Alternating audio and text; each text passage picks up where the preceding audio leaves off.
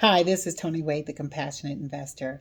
We talked about how to hire a virtual assistant in the earlier section. This is part two because there's so much stuff you can do when you're trying to hire a good virtual assistant. And out of everything that you do, this is the one thing that can make or break you, because without good help, you will not be able to go to the next level because you can't do everything. You're going to run yourself in the ground trying to keep up with your business if you do not make sure you have processes and procedures in place that you can then show somebody else how to do, and then you can stop working in your business. So, as I mentioned before, I utilize Upwork to take my business to the next level and be able to find some great talent. And one of the ways in which I do that is when it comes to negotiating what their pay is. Because you're going to notice when you're looking for the right virtual assistant, you're going to see a range of the pay that you could pay somebody. It could be as high as whatever. I've paid someone as high as, I think, $72 an hour because it depends on the skill set that I'm looking for. But I've also paid as low as $3 an hour.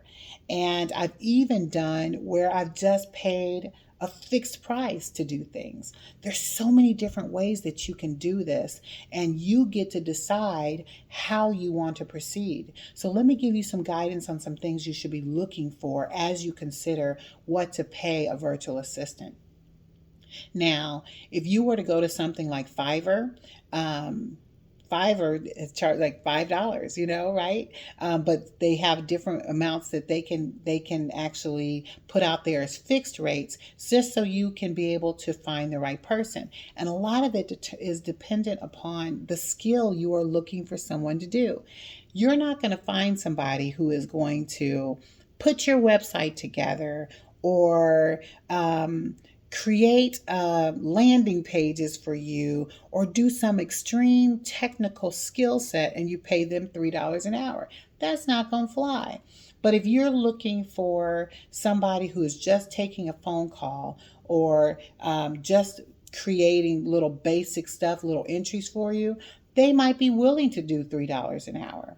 So I want to encourage you, as you think about the things that you have to do for your particular business to make money, assess those and weigh those. And I would say, think about if this is a entry level position, an intermediate position, or a high level position. Because once you know where it falls, it'll let you dictate on how much you're going to spend.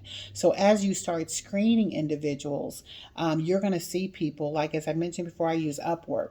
And let's say you have an entry level position.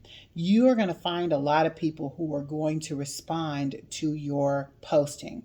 And it's because of, one, it's something that they want to do, it's in their skill set.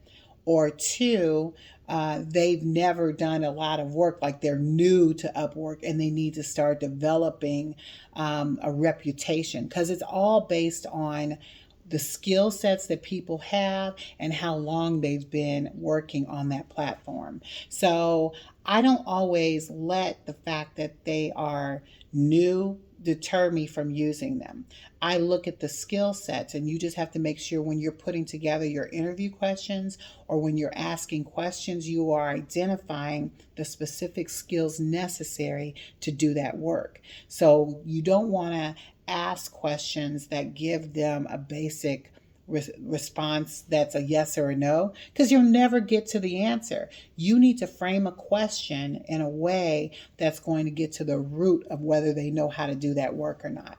So I like to follow, and I think it's called STAR, but I like to follow where, when I put the question out there, I ask a question where I tell them what the situation is, and then I tell them to tell me what they did in that situation, and then what were their actions, and then what were the results. So when you get somebody the opportunity to share the STAR process of how they're going to answer that question, you'll be able to determine whether this person is good at it or not. And those are the type of questions you need to come up with when creating your interview questions to hire the best virtual assistant. And I do that whether I'm hiring somebody that's a basic entry level position or I'm bringing on somebody with a very high level skill set. Also, I request examples. You want to be able to see some of the work that they do. If it's something technical or something graphic that you're wanting them to create, you want to see their work and you want to see how they created it and see if this is someone that could fit into what you're doing. So you have to keep in mind too that the industry that they may have worked in might not match yours, but does the skill set, does the quality meet what you're looking at? So those are just some pointers just on taking it to the next level of making sure that you hire the right virtual assistant so that you can stop working in your business and begin working on your business. So this is Tony Wade, the Compassionate Investor. Please subscribe below, like me, click the little notifications button so that whenever I have another video come out, you'll be able to see it, and definitely give me comments so that I can give you feedback on how you can move your business to the next level. So go out there and transform your life so that you can have control over your financial future. Have an amazing day.